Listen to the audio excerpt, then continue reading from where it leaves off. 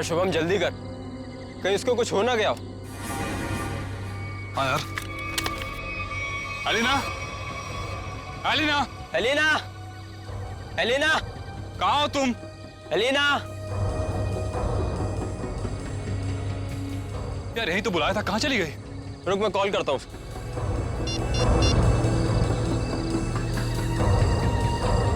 Elina,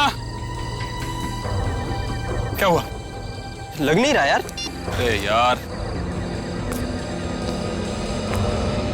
यार ये मौसम कैसे खराब हो रहा है? ये धुंध सी कैसी हो रही है? अरे इतनी सफेद धुंध तो मैं पहली बार देख रहा हूँ। हाँ यार। अरे ये देख, ये धुंध तो बादल बन गई। ओह माय गॉड, ये क्या हो रहा है? इंसान प्रकृति के साथ खिलवाड़ करता है ना, पेड़ काटता है, इसलिए हो रहा है ये सब। इससे पहले कि मौसम और खराब हो जाए, एलिना को लेकर निकलते हैं। हाँ। Elina, Elina, Elina.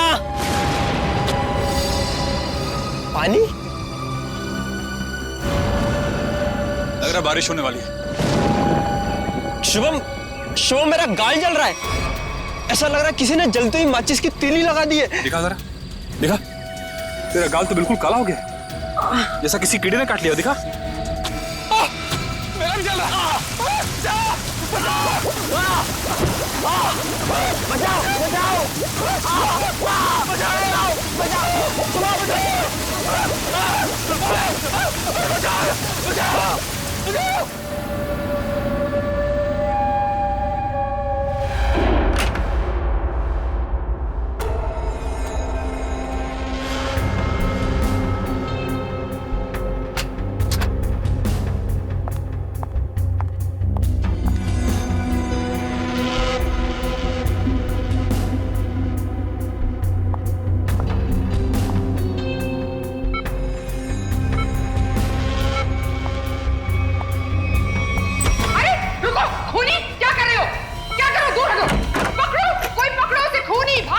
किसे पकड़ने के लिए कह रही है आप? अरे वो भाग जाएगा, जल्दी वो भाग जाएगा। काले कपड़े चले, पकड़ो उसे, भागो। हेलो सिक्योरिटी, बाहर कोई काले कपड़े में भागा है, पकड़ो उसे अभी जल्दी। अरे कैसा अस्पताल है, कैसी सिक्योरिटी है? अगर मैं वक्त पे नहीं आती तो वो शुभम का क्या होता? मैम आप हैं कौन? हम कब से इसके रिश्तेदार को ढूंढने की कोशिश कर रहे हैं, लेकिन कोई कांटेक्ट में अब तक तो आया नहीं। मेरा नाम रजनी है, शुभम मेरा बेटा है। मैं अभी अमेरिका से आई हूँ इसे अपने साथ ले जाने के लिए। हाँ बोलो। सर वो काले कपड़ों वाला आदमी यहाँ से भाग गया। आ गया? पर तुम काम पे किस लिए हो? सर हम उसके पीछे दौड़े। जो बैठो तुम। भाग गया? कैसी सिक्योरिटी है इस हॉस्पिटल की? मैं अपने बेटे को ऐसे सिक्योरिटी वाले अस्पताल में बिल्कुल नहीं रहने दूंगी। मैं इसको यहाँ से ले जाऊंगी। देखिए मैम, अब जो हो गया उसके लिए हम माफी चाहते हैं, पर आप इन्हें इस हालात में यहाँ से नहीं ले जा सकती। मैं क्या कर सकती हूँ और क्या नहीं, ये आप मुझे नहीं बताएंगे। और हाँ, अगर आप उस आदमी को नहीं पकड़ते हैं तो मैं पुलिस में आपके अस्पताल के खिलाफ रिपोर्ट लिखाऊंगी। चलो, ये औरत है या मुसीबत, बाहर चल के देखते हैं।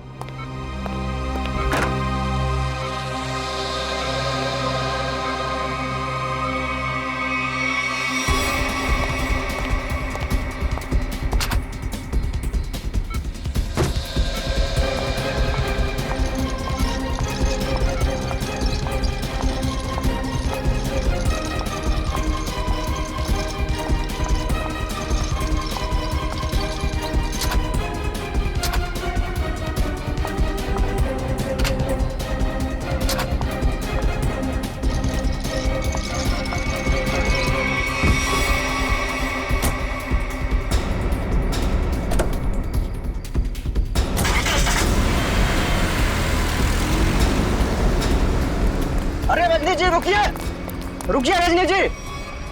अजीब औरत है। हमें पुलिस को इन्फॉर्म करना चाहिए। नहीं, कहीं हम ना मुसीबत में पड़ जाएं। लेकिन सर, अगर कल को कोई पूछताछ हुई तो हम क्या जवाब देंगे? कोई पूछेगा तो बता देंगे उसे अब उसकी माँ ले गई अपने साथ में। पता नहीं इस कॉलोनी पर किसकी नजर लग गई है प्रणय बेटा, जिसको देखो वो घर छोड़कर जा रहा है। बस एक बार पता लग जाए कि आखिर ये सारे बंगले खरीद कौन रहा है। मुझे तो इन सब में अभिमन्यु की चाल नजर आती है। सोसाइटी का प्रेसिडेंट बना ही इसीलिए है कि ताकि कुछ झोल झाल करके पैसे बना सके। और ये जितने भी घर बिक रहे हैं ना कुछ कमीशन बनता है इसका। लीजिए, आगे आके मन्नू। ये कौन है? अरे चमनलाल जी, पकड़ो जरा। हाँ। चमनलाल जी, अरे सर जी, आपने आने की तकलीफ क्यों उठाई? मुझे बुला लिया होता। और कितना वक्त लगेगा इन बंगलों की डील में? अरे सर जी, 10-12 ही बंगले बचे हैं, बहुत जल्द आपके नाम पे हो जाएंगे। जरा जल्दी, मुझे धीमी आंच का नहीं फास्ट फूड पसंद है। और अगर फास्ट ये बंगले मेरे नहीं हुए तो जो तुम्हें 3 करोड़ का चेक दिया है वो रद्द करवा दूंगा, समझे? जी जी, समझ गए सर जी। आइए बैठिए बैठिए सर जी।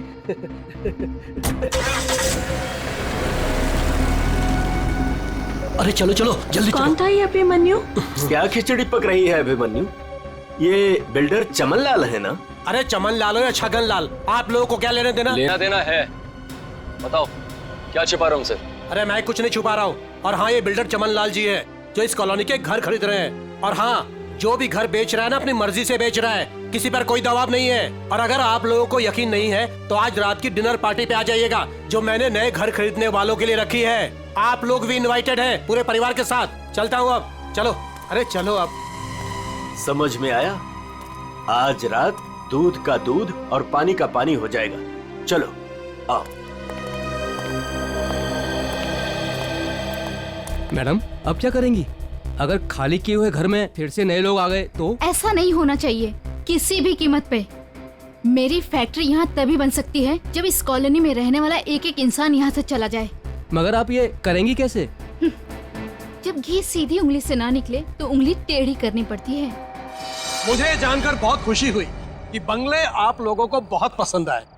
प्रीतनगर कॉलोनी में घर लेकर वाकई आप लोगों ने बहुत सही फैसला किया है। मुझे लगता है अब आपको यकीन हो गया होगा कि कॉलोनी खाली करवाने में अभिमन्यु का कोई हाथ नहीं है। तो क्या इतने सारे लोगों ने अपने घर एक साथ बेच दिया, ये सिर्फ एक संयोग है? अगर आप लोगों को मेरी ईमानदारी पर इतना ही शक है तो मैं प्रेसिडेंट पद से इस्तीफा देता हूँ। तो फिर से प्रेसिडेंट का इलेक्शन हो ही जाने दो। हाँ हाँ, करवाइए इलेक्शन, लेकिन एक बार पहले अभिमन्यु को ये कॉलोनी फिर से बसाने दीजिए। चले? हाँ चलो। अरे ये क्या, ये धुंध सा क्यों लगने लगा है?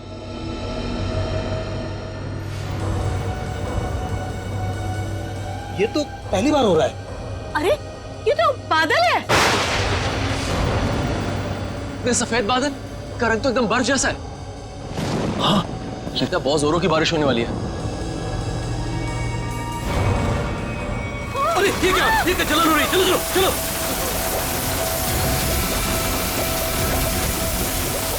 चलो चलो।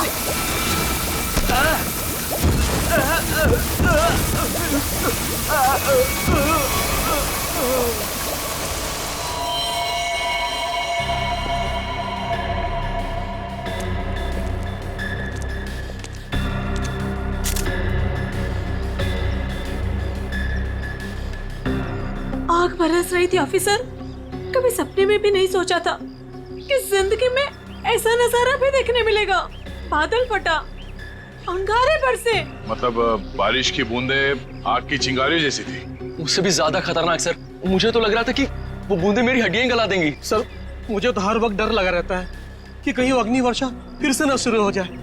अच्छा, आप एक बार फिर से याद करके बताइए कि कल रात को क्या हुआ और कितने बजे हुआ इसे? रात के 10 बजे अचानक धुंध सा छाने लगा और सफेद बादल छा गए थे।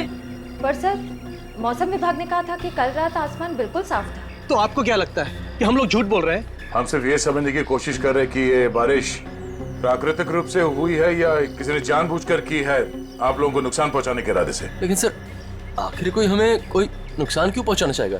वो भी पता चल जाएगा सर। हाँ, ये क्या है? अगर यहाँ पे बारिश हुई है तो आसपास के इलाकों में बारिश होनी चाहिए थी, लेकिन प्रीतनगर को छोड़ के आसपास इस तरह की बारिश की बूंद तक नहीं गिरी है। मतलब बारिश कराई गई है? हाँ सर।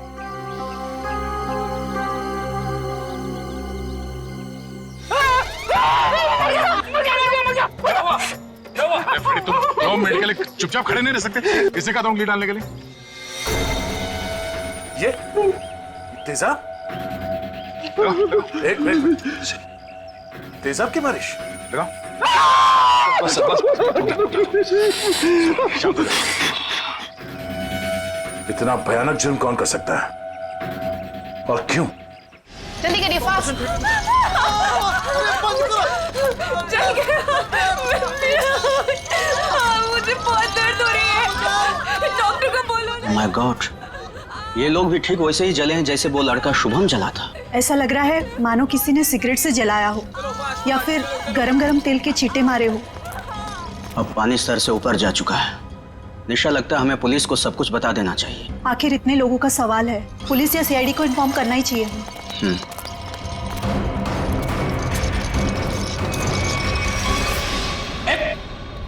इधर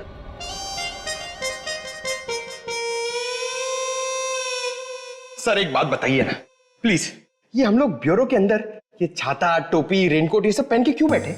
पहले बारिश का मौसम होता था, ठंडी ठंडी हवा, पानी की नन्ही नन्ही बूंदे, लेकिन जब से ये एसिड रेन का सिस्टम शुरू हो गया ना, तब से कोई नहीं जानता कि उनके ऊपर जो बरस रहा है वो पानी है या तेजाब।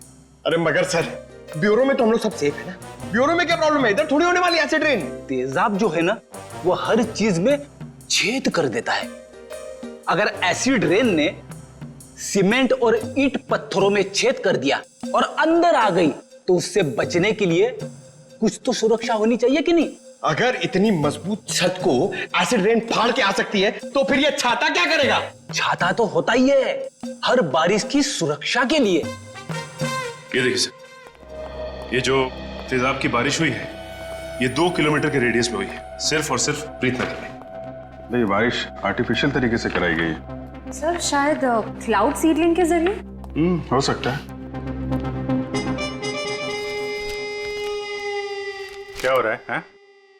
ये सब क्या पहन के रखा तुम लोगों ने? ये फ्रेडी से डर रहे हैं सर, एसिड रेन से डर रहे हैं। अच्छा सर, जिसने भी ये एसिड रेन करवाया है, हो सकता है इसकी किसी से दुश्मनी हो कॉलोनी में। ऐसा होना मुश्किल है। किसी एक आदमी से दुश्मनी निकालने के लिए कोई इस हद तक नहीं जाएगा। ऐसा लगता है ये हमला पूरी कॉलोनी वालों के लिए था। हाँ सर, तभी मुजरिम ने एसिड रेन उसी वक्त करवाया जब सब लोग अपने घरों से बाहर थे डिनर पार्टी के लिए। सर ये मिस दामिनी कुमार है, मौसम विभाग से। आप तो वही है ना जिनके जरिए टीवी पर देखकर सबको पता चलता है कि बारिश का होने वाली है और प्यार की धूप कहाँ खिलने वाली है। जी, मगर फिलहाल तो बारिश होने का कोई असर नहीं है। Thank you.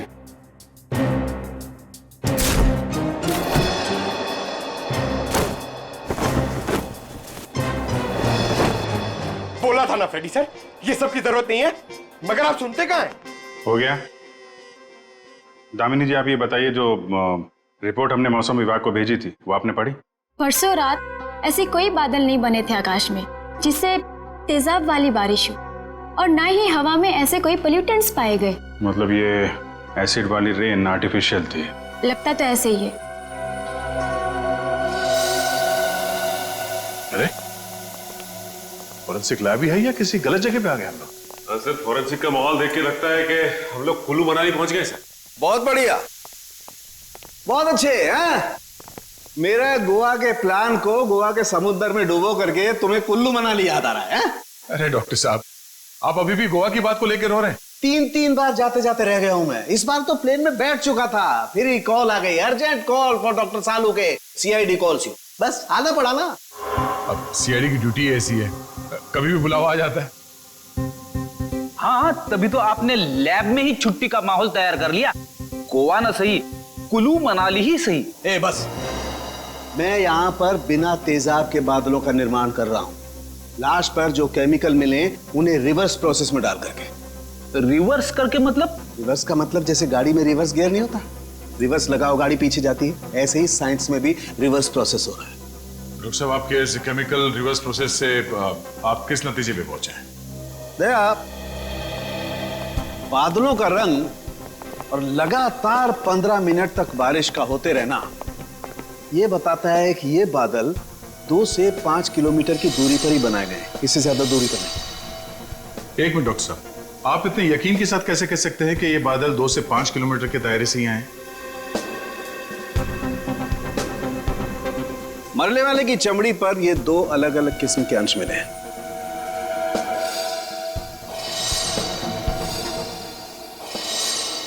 और ये दोनों अंश उस तेजाब के हैं। और तेजाब के तरल और गैस फॉर्म की कैलकुलेशन से मैं इस नतीजे पर पहुंचा हूं कि ये बादल 5 किलोमीटर के दायरे में ही बनाया गया। लेकिन डॉक्टर साहब एक बात समझ में नहीं आ रही कि इन बनावटी बादलों से, नकली बादलों से बारिश कैसे करवाई गई? एक किस्म के केमिकल से जो ट्रिगर का काम करता है। और सबसे दिलचस्प बात यह है कि पहले कुछ भी नजर नहीं आता है, ना कोई केमिकल ना कोई गैस, और फिर अचानक बड़े बड़े बादल नजर आते हैं। और जब ये बादल हवा में मौजूद ऑक्सीजन से कांटेक्ट करते हैं तो तेज बारिश होती है, मूसलाधार बारिश। और डॉक्टर साहब, जो केमिकल इस्तेमाल हुआ है इस जुर्म में, वो किस तरह का है? एक किस्म का केमिकल वेस्ट है, बहुत ही खतरनाक केमिकल वेस्ट, जिससे 2 अलग अलग किस्म की चीजें बनाई जाती, एक पटाखे और दूसरे कॉस्मेटिक्स। केमिकल वेस्ट यानी कि फैक्ट्रीज। पता करना होगा कि प्रीतनगर के आसपास 5 किलोमीटर के दायरे में कौन कौन से केमिकल फैक्ट्रीज हैं।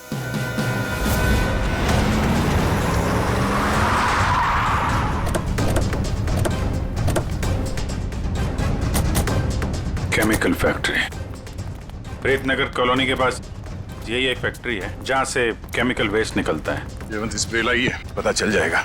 अरे वो साहब रुकिए, अरे कहाँ चले जा रहे हैं आप लोग अंदर? अरे प्राइवेट प्रॉपर्टी है, दिखता नहीं क्या आपको?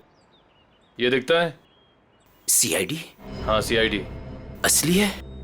क्यों? तो ये नकली आईडी दिखा के भी आया क्या सीआईडी वाला यहाँ? दरअसल मुझे यकीन नहीं हो रहा है कि सीआईडी वाले का यहाँ क्या काम। यहाँ से किसी ने जहरीली गैस निकालकर तेजाब की बारिश की है। तेजाब की बारिश? चेक कर लेते हैं अंदर। पर यार फैक्ट्री में चिमनी तो नजर आ नहीं रही। बिना चिमनी के बादल कैसे बनाएंगे? शायद कोई और रास्ता अपनाया होगा बादल बनाने का। आसपास ढूंढते, शायद कोई जहरीली केमिकल मिल जाए। देखो। Yes sir. Good afternoon sir, मैं विकास, इस फैक्ट्री का पुराना मैनेजर। आप लोग क्या ढूंढ रहे हैं? एक जुर्म के सुराग ढूंढ रहे हैं आप। मगर सर ये फैक्ट्री तो 6 महीने से बंद पड़ी है, यहाँ कैसे कोई जुर्म हो सकता है? यहाँ से कुछ किलोमीटर दूर जो प्रीतनगर कॉलोनी है, उस पर एसिड की बारिश की गई। तो आप लोगों को लग रहा है कोई एसिड की बारिश यहाँ से कराई गई है? प्रीतनगर के पास यही एक फैक्ट्री है जहाँ पे केमिकल का इस्तेमाल होता है। सर हमारी फैक्ट्री में केमिकल्स बनते थे, लेकिन जहरीले नहीं, जिससे किसी को कोई नुकसान पहुंचे। 5 मिनट में पता चल जाएगा कि इस फैक्ट्री में जहरीले केमिकल थे या नहीं।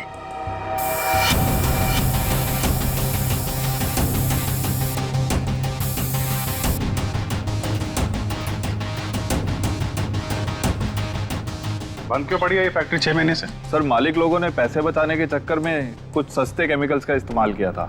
उनमें से कुछ एक केमिकल्स पर तो पाबंदी लगी हुई थी, सो फैक्ट्री को ताला लगा दिया। यहाँ पे खतरनाक केमिकल का खजाना था, पर तुम कह रहे हो कि कोई केमिकल मिलेगा नहीं यहाँ पे? सर वो केमिकल्स यहाँ से साफ करवाकर बहुत दूर भिजवा दिए गए थे। और सर वैसे भी अगर इस वक्त वो केमिकल यहाँ पर होते तो आप और मैं बिना खांसे या छींके बात नहीं कर सकते थे।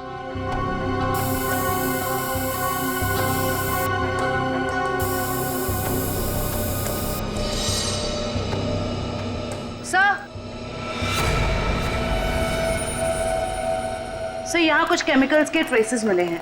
यहाँ भले वो एसिड के बादल यहाँ से ना बनाए गए हों, पर केमिकल यहीं से सप्लाई हुआ है। तो मिस्टर विकास, अब क्या कहना आपको? कहीं प्रीतनगर हटा के आप ये फैक्ट्री दोबारा शुरू करना तो नहीं चाहते हैं? सर मुझे इस बारे में कुछ नहीं पता, सच्ची नहीं पता। नहीं सर सच्ची। क्या नाम है आपका? जी मंगत लाल, वैसे प्यार से मुझे मंगू भी बुलाते हैं। मंगू जी, अभी हम लोग भी प्यार से ही पूछ रहे हैं आपसे, ये केमिकल यहाँ पे कौन लेके आया? कोई नहीं आया था साहब। देख मंगू, झूठ मत बोल, नहीं तो आज के बाद खाना खाने के लिए तुझे नकली दांत का इस्तेमाल करना पड़ेगा। साहब मैं बिल्कुल सच कह रहा हूँ, मुझे वाकई नहीं पता। चाबी तुम्हारे पास रहती है ना? एक चाबी मेरे पास है और एक चाबी इस फैक्ट्री के मालिक झूमर लाल जी के पास है। झूमर लाल? एड्रेस दो उनका जरा। जी जी। हेलो, हाँ कौन? डॉक्टर प्रकाश जी, कहिए। डॉक्टर प्रकाश। सर यहाँ से सीधे जाके room number 6। Thank you. Welcome.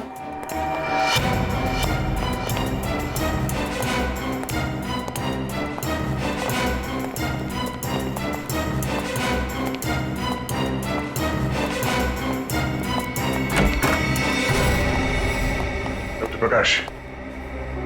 Daya sir. हाँ, इंस्पेक्टर दया सीआईडी से। थैंक गॉड सर, आप आ गए। मैं आपका ही इंतजार कर रहा था।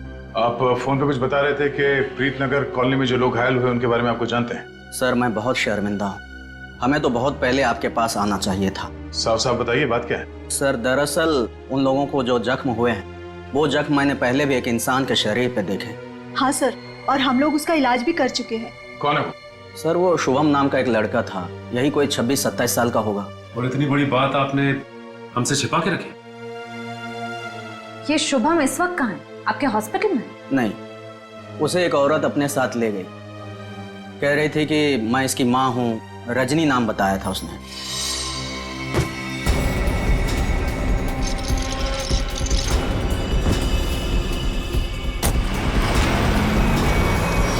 बिना पेपर वर्क के एक औरत यहाँ से उसे जबरदस्ती ले गई और आप लोगों ने ये बात पुलिस में बताना जरूरी नहीं समझा? सर मैं डर गया था, मेरी नौकरी भी चली जाती और अस्पताल का नाम भी बदनाम हो जाता।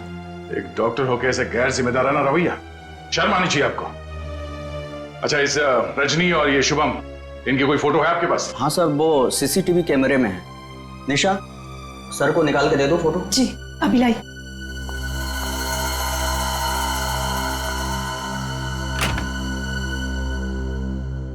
ये रजनी अपने आप को शुभम की मां बता रही है। कुछ तो चक्कर है। सर कहीं ये एसिड वाली बारिश इस रजनी ने तो नहीं करवाई? कुछ कह नहीं सकते, हो भी सकता है और नहीं भी हो सकता है। ये जो दो हादसे हुए हैं, जिसमें शुभम घायल हुआ है और ये प्रीतनगर वाला हादसा, मुझे लगता है ये दोनों कहीं ना कहीं कनेक्टेड है। अच्छा, ये शुभम को हॉस्पिटल में कौन लेके आया था? सर मनन नाम का आदमी लाया था उसे। इस मनन से पूछते हैं कि ये शुभम उसे कहां, कब और कैसे मिला। हाँ सर, मनन हमारे साथ ही है। Okay sir. बस बस सर, यही गाड़ी रोक दीजिए।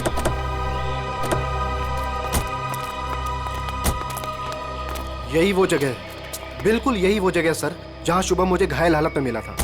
अच्छा,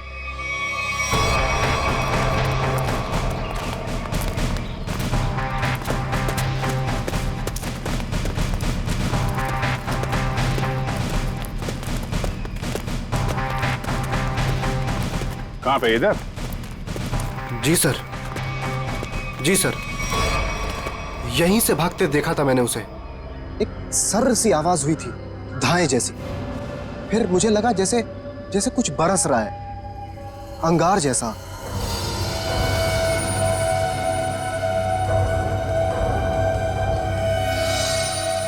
लेकिन फिर उसके बाद सब गायब हो गया था और शुभम मुझे उसी हालत में गिरा हुआ मिला सर। इतना तो तय है कि तेजाब की अच्छी खासी बारिश हुई है यहाँ पे। आसपास देखो, कुछ मिलता है क्या?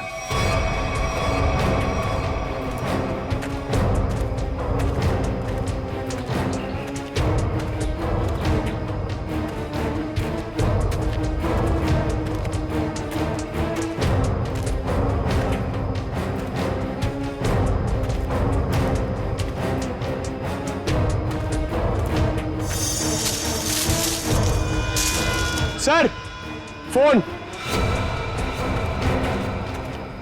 सर शायद सोहम का होगा।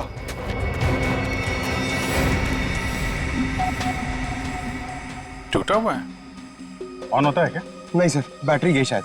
ओह ठीक है, रख लो। ऑन होगा तो काफी कुछ काम आएगा।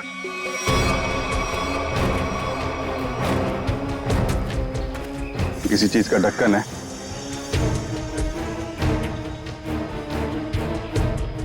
गैप में तो कुछ लगा हुआ है। जरा वो स्प्रे लेके आओ। Yes sir. लगता है फिर से तेजाब का खतरा है। इस बार तो मैं दूर खड़ा रहूंगा।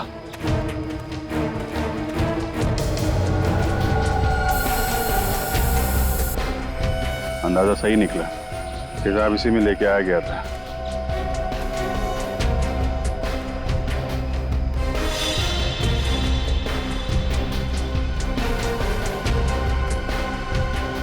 सर। हाँ सचिन, ये देखिए सर, यहाँ पे कुछ दबा के रखा गया है। पंकज जरा हटाओ इसे।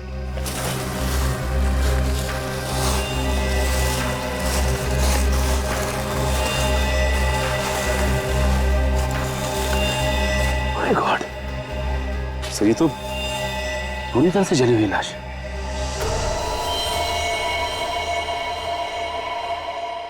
मनन, तब वो शुभम के साथ तुमने किसी और को भी देखा था क्या?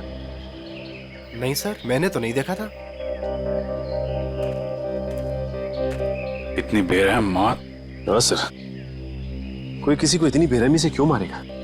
किसी को मारने के तो कितने तरीके होते हैं, ये तरीका क्यों इस्तेमाल किया? मुझे लगता है मारना मकसद नहीं था, मकसद था ये तेजाब वाली बारिश का एक्सपेरिमेंट, ताकि वही बारिश प्रीतनगर में किया जा सके। प्रीतनगर कॉलोनी वालों से पूछताछ करते हैं, शायद उनसे पता चल जाए कि कौन कर सकता है ये सब। ये फोटो देखिए, ये शुभम है, इस पे भी वैसे ही तेजाब वाली बारिश की गई थी। और ये है उसकी किडनैपर रजनी। इन दोनों को पहले कभी यहाँ पे देखा है आप लोगों ने? नहीं ऑफिसर। लेकिन इस रजनी की हमसे ऐसी क्या दुश्मनी है जो इसने हमारे साथ ऐसा किया? मैंने कब कहा कि रजनी ने सब किया है? वैसे भी किसी के साथ दुश्मनी हो तो 2-4 लोगों के साथ हो सकती है, पूरे कॉलोनी वालों के साथ नहीं। ये हमला किसी मकसद से किया गया है, शायद इस कॉलोनी को खाली कराने के मकसद से। अच्छा, ऐसा कोई इंसान है जो ये चाहता है कि आप लोग अपना घर खाली करके कहीं और चले जाएं? एक ऐसी इंसान है जो हमें यहाँ से निकालने के लिए किसी भी हद तक जा सकती है, और वो है साशा। साशा? सर ये बिल्कुल सच कह रही है, ये है साशा और ये साशा के लैब असिस्टेंट। सर दोनों ने घर में ही कॉस्मेटिक्स की लैब खोल रखी और इनकी लैब में मुझे उन्हीं केमिकल्स के वेस्ट मिले हैं जो एसिड की बारिश करवाने के लिए यूज किए गए। तुम हमारे साथ ब्यूरो चलो। तो साशा जी बताइए, तेजाब वाली बारिश क्यों करवाई आपने? सर मैं आपसे बार बार कह चुकी हूँ, मैंने कोई बारिश वारिश नहीं करवाई है। आपके खिलाफ आपके मोहल्ले वालों ने एफआईआर दर्ज करवाई है, मालूम है आपको? हाँ सर, मैं मानती हूँ कि मैंने मोहल्ले वालों को धमकाया था घर खाली करने के लिए, क्योंकि सर वो मेरा बिजनेस बंद करवाना चाहते थे, लेकिन मैंने कोई तेजाब वाली बारिश नहीं करवाई सर। तो वो केमिकल्स आपके घर में क्या कर रहे थे? मुझे कुछ नहीं पता। देखो, ये बार बार नहीं पता बोलने से काम नहीं चलेगा। सर आप मुझे इसके साथ कुछ देर के लिए अकेला छोड़ दीजिए, 10 मिनट में तोते की तरह सब सच बोलेगी। हाँ शांत जयवंती मैडम, बेकसूर को इस तरीके से डराया धमकाया नहीं जाता भाई, शांत। सर ये सब किया धरा इसी का है, ये नाटक कर रही है। ये कोई नाटक नहीं कर रही, क्योंकि जो केमिकल्स आपको इनके घर से मिले हैं उनसे तेजाब की बारिश नहीं हो सकती। क्या आपको पूरा यकीन है? इधर तुम ना ये रिपोर्ट पढ़ लो, इस रिपोर्ट में साफ साफ लिखा हुआ है कि बारिश तो दूर, इन केमिकल से भाप तक नहीं बन सकती है। पता है ये रिपोर्ट किसने लिखी है? किसने? तारिका जी ने। हाँ तो फिर पढ़ने की क्या जरूरत है, ठीक ही लिखी होगी। मतलब सालों के साथ मैं बेवजह खुश हो रहा था कि केस खत्म और पैसा हजम, अब तो नए सिरे से खूनी को ढूंढना पड़ेगा। शायद वो नया सिरा इतना दूर नहीं है फ्रेडी, इतना तो तय है कि उस केमिकल से तेजाब की बारिश नहीं हो सकती, और वो केमिकल मिला है साशा जी आपके घर पे। आपको कुछ याद आ रहा है, कोई ऐसा आदमी आया हो हाल फिलहाल में जो ऐसा केमिकल आपके यहाँ रख सकता हो? अरे हाँ सर, मेरे तो दिमाग से ही निकल गया था सर। जो कार्टन्स आपको अभी मिले हैं वो कुछ दिन पहले डिलीवरी बॉयज रख के गए थे। और ये कौन थे डिलीवरी बॉय? पता नहीं सर, पहले तो मुझे लगा कि मेरे सप्लायर ने उनको भेजा है रॉ मटेरियल के साथ, लेकिन बाद में जब माल कुछ गलत लगा मुझे, तो फिर मैंने अपने सप्लायर से इस बारे में शिकायत भी की थी। फिर सप्लायर ने मुझे बताया कि उसने कोई डिलीवरी बॉयज को नहीं भेजा है। सर इतने सारे कर्टन्स के साथ मैं इन्हें कहाँ फेंकती, तो इसलिए मैंने इन्हें यहीं पड़े रहने दिया। और ये बात तुमने अब तक नहीं बताई? सर आप सीआईडी वालों से मैं इतना डर गई थी, इतना टेंशन में आ गई थी कि मैं सब कुछ भूल गई। अच्छा वो कितने डिलीवरी बॉयज थे? सर 2 थे। उनके चेहरे याद है आपको? हाँ कुछ कुछ। गुड। जयवंती स्केच आर्टिस्ट को बुलवा लो और वो उनके स्केच बनवाओ। जी सर। हाँ देव, शुभम का एड्रेस मिल गया? ठीक है, तो फिर देख लो वहां पे क्या पता चलता है। सर, सालुके सर की मदद से हमें पता चला है कि वो जली हुई लाश रे की थी। ये शुभम और रे दोनों शायद यहीं रहते हैं। हाँ सर, एड्रेस यहीं का मिला है। सर, ये घर किसी मारिया नाम की औरत का है। अब आगे की कहानी ये मारिया जी ही बताएंगी। तुम्हारी हिम्मत कैसे हुई मेरा केबल काटने की? कब से कह रहे हो तुम? मैकेनिक आ रहा है, मैकेनिक आ रहा है। कोई मैकेनिक नहीं आ रहा है, अभी तक नहीं आया है। देखो तुम जल्दी करो वरना ठीक नहीं होगा, समझे तुम? तुमने 4 लोगों को क्यों भेज दिया और एक लड़की भी उनके साथ में? देखिए मैडम, आपको कुछ गलतफहमी हो रही है। हम लोग सीआईडी से। सीआईडी से? देखा, वो अभी तक नहीं आया है। तुम जल्दी भेजो, नहीं तो मैं सारे मोहल्ले का कनेक्शन कटवा के रख दूंगी। क्या बात है आंटी जी, आपका केबल कट गया तो इतना गुस्सा आ रहा है? आप टीवी बहुत देखती है ना? जब तुम बूढ़े होगे ना तब तुम समझोगे कि अकेलापन क्या होता है। और जब कोई बात करने वाला नहीं होता है ना तो इस टीवी से ही बात करते हैं लोग। वैसे माँ जी, हम शुभम और रे के बारे में कुछ बात करने आए हैं। उनका कुछ पता चला? हाँ, वो दोनों आपके यहाँ। हाँ, वो मेरे किराएदार हैं और 6 महीने से हमारे पास रहते हैं, लेकिन पता नहीं कुछ दिनों से वो लोग आए ही नहीं हैं। रे की मौत हो चुकी है।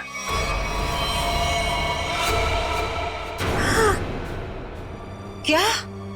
कैसे? कुब्जा हिल्स में एक अजीबोगरीब हादसा हुआ जिसमें रे तेजाब का शिकार बन गया। हे भगवान! और शुभम, वो कैसा है? मैम, अभी तक शुभम का कुछ पता नहीं चल पाया है। आप फिक्र मत कीजिए, हम उसे जल्द ही ढूंढ निकालेंगे। माँ जी, इन दोनों का किसी के साथ कोई दुश्मनी, कोई कहासुनी हुई थी? नहीं, वो तो बहुत अच्छे बच्चे थे, केमिकल इंजीनियर थे। और आखिरी बार आपने कब देखा था इनको? 13 तारीख को। लेकिन हैरानी की बात तो ये है कि जब से ये दोनों बच्चे गए हैं तब से मेरे 2 किराएदार और गायब हो गए हैं। दूसरे किराएदार? हाँ, वो रे और शुभम के सीनियर्स थे। मुझे लगा चारों कहीं पिकनिक मनाने गए होंगे, इसलिए मैंने उनको ढूंढने की भी कोशिश नहीं की। अच्छा, इन्हें स्केच दिखाओ। इनमें से किसी को पहचान दिया? हाँ, ये 2 तो सीनियर्स हैं, लेकिन इसको मैं पहचानती नहीं। ओह, इसका मतलब है शुभम और रे के साथ जो कुछ भी हुआ उसमें इनके बॉसेस का भी हाथ है। माँ जी, शुभम और रे के ऑफिस का एड्रेस देंगे जरा?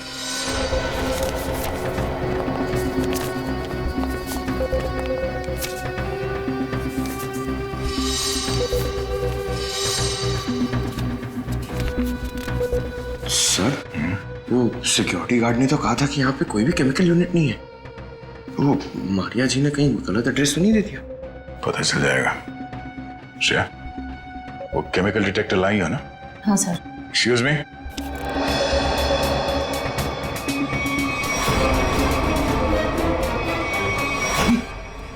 तो वही लोग हैं।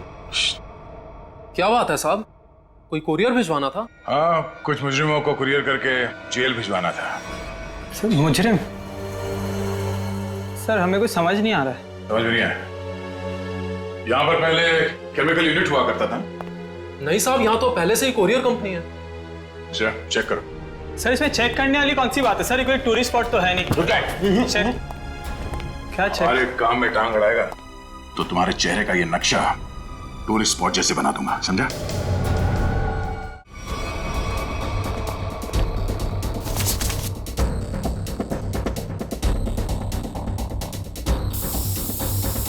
श्रेयमान, एसिड के ट्रेसेस हैं इसमें। सर, रूम में एसिड के ट्रेसेस हैं।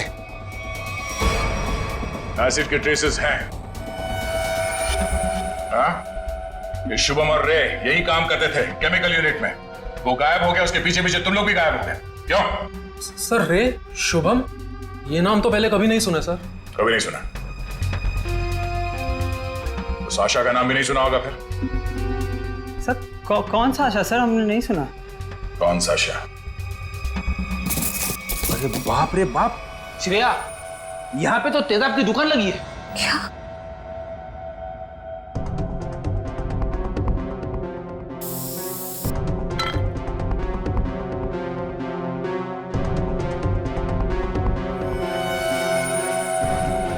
सर वो प्रीत नगर कॉलोनी वाला एसिड मिल गया।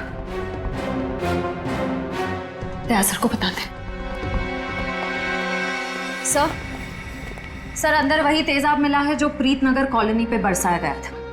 तुम लोग इस एसिड का आखिरी लॉट कहीं कुरियर कर रहे थे? लगता है यहाँ की पूरी सफाई होने से पहले हम लोग यहाँ पे आ गए। चलो कोई बात नहीं, इन चारों को खड़ा करते हैं और एसिड रेन इनके ऊपर बरसाते हैं, वो भी बिना छतरी के सर। नहीं चलो माफ कर दीजिए सर, नहीं करेंगे। साहब हमने तो बस वही किया जो हमसे कहा गया। किसके कहने पे किया तुम लोगों ने सर? रजनी जी के कहने पे किया सर सब कुछ।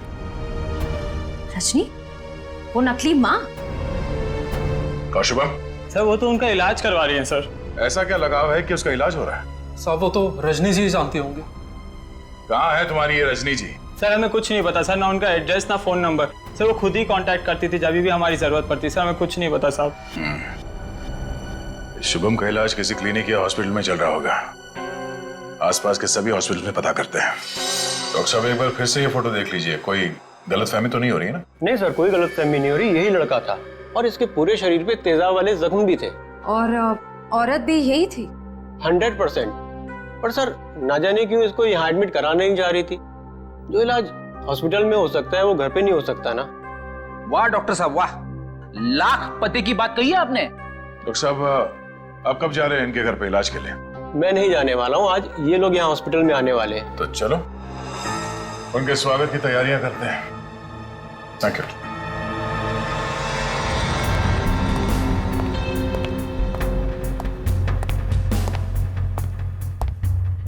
सर ऐसा लगता है नहीं वो यहाँ पर आएगी सर। जो भी इलाज होगा ना वो घर पे ही करा लेगी। पंकज, अगर उसे शिवम की जान बचाना इतना जरूरी है तो जरूर आएगी।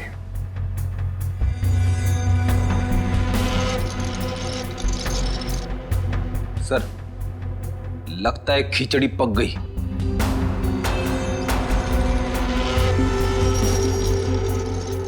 पक गई है तो परोस देते हैं।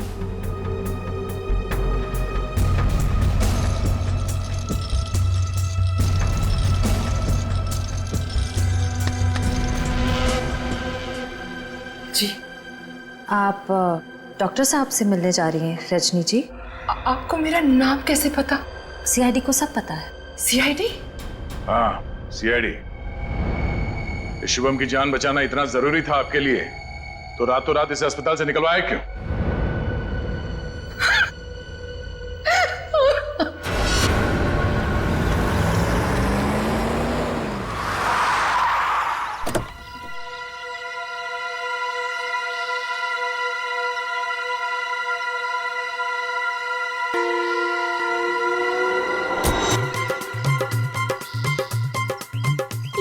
चमनलाल तो नहीं है, आप किसे उठा के लेके आए? अरे मुझे क्या पता कौन है। कॉलोनी को जरा जी भर के देखना है।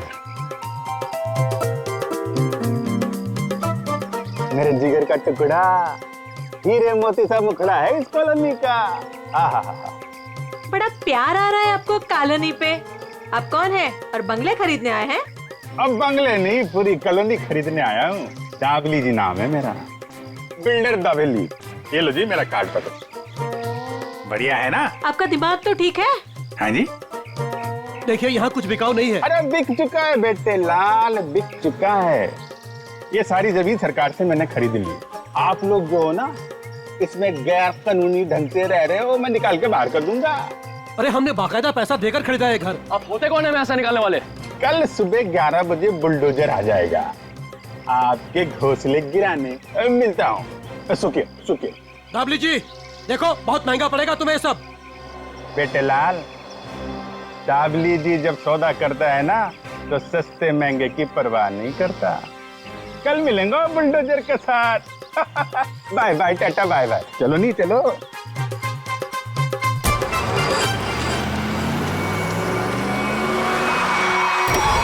लोग क्यों गए? अरे कौन लोग है ये नमूना? आटे नहीं। अरे तुम्हारे को सुन नहीं रहा क्या? अरे क्या छोकरा लोग, ये क्या फुटबॉल का मैदान है क्या? इधर गिल्ली डंडा खेल रहा है। अरे बाप रे। गन निकालता है, डाकू है तुम? अरे बाप रे। अरे गाड़ी निकालो नहीं। अरे साईं, अरे किधर जा रहा है? अरे मैं तेरा 1 महीने का तनख्वाह कर देगा। अरे छोड़ के मत जाओ नहीं। ए बिल्डर, बहुत शौक है ना तुझे यहाँ पे नई कॉलोनी बनाने का? चल अभी मैं तुझे अपनी कॉलोनी घुमाता हूँ। देखो देखो, मैं भी बहुत खतरनाक आदमी है। तुम एसीपी प्रद्युमन का नाम सुना है? दया का नाम सुना है? अभिजीत का नाम सुना है? हाँ मालूम है, ये सीआईडी वाले हैं। तो क्या हुआ? ओ पर्सनल जान पहचान है, उनसे मिला। हम तुम लोग को अंडर करवा देगा, समझा तुम? और डाबली बाबू, ये सीआईडी वालों की धमकी किसी और को देना।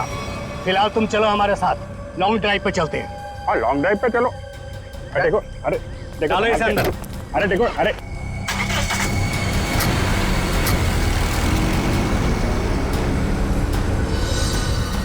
बहुत अपने सीआईडी वालों के गाने सुना रहे थे ना डबली बाबू, अब मेरी बात सुनो। जैसे ही सीआईडी वाले तुम्हें बचाने के लिए यहाँ आएंगे, फिर छम छम छम छम छम छम छम छम जोर की बारिश होगी। पानी की नहीं, तेजाब की बारिश होगी, तेजाब की।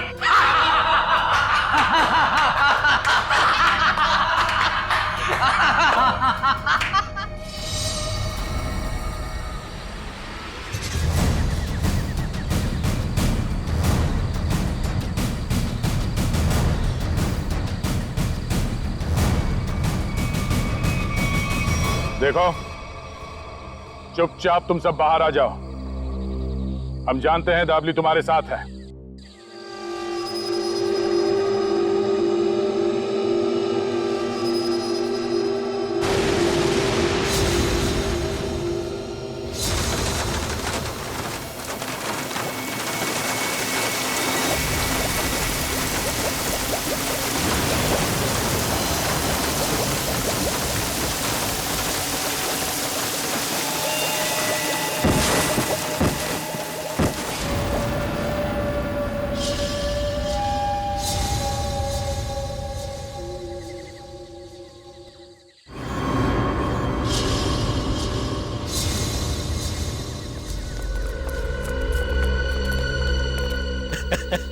देखो देखो, मरी हुई सीआईडी कैसी दिखती है।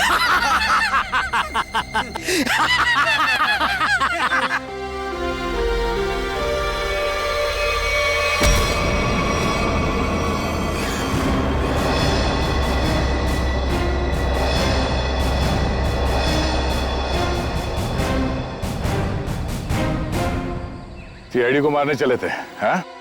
हलवा है क्या? तुम्हारे इस तेजाब वाली बारिश से निपटने के लिए पूरी तैयारी के साथ आए थे हम।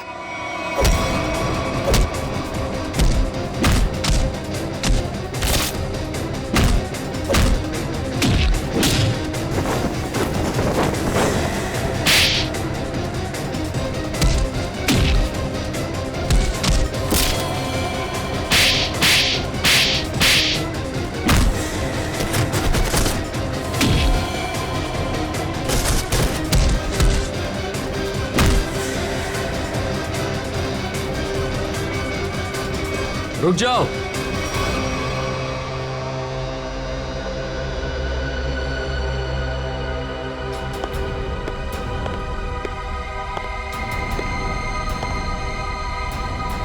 अगर तुम सीआईडी वालों ने मुझे एक खरोंच भी पहुंचाई ना, तो ये बिल्डर दाबली जिंदा नहीं रहेगा। सीआईडी को धमकियां? हाँ? तो हमारे ताश का वो पत्ता भी देख लो जिसे तुरुप का इक्का कहते हैं। इन्हें तो पहचानते हो ना तुम? बेटा, हथियार डाल दो बेटा। सीआईडी को सब पता चल चुका है, इनसे जीतना नामुमकिन है। नहीं,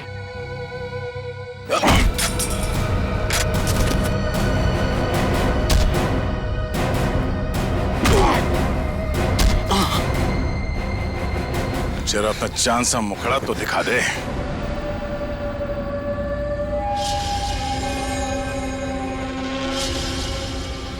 प्रणय,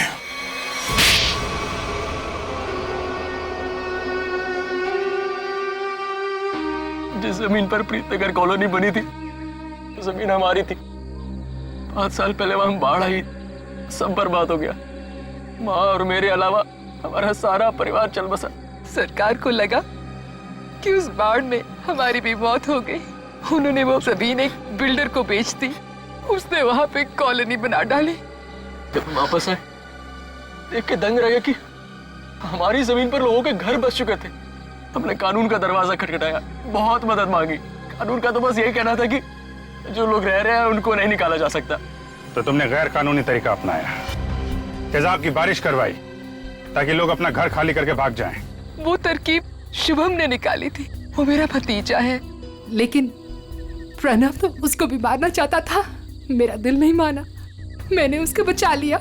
इसीलिए तो हुआ ये सब। तुम्हारे दिल में बेकार की ममता ना जाग उठती ना, शायद आज अब पकड़े न जाते। इस गलतफहमी में नहीं रहना, पकड़े तो तुम तब भी जाते।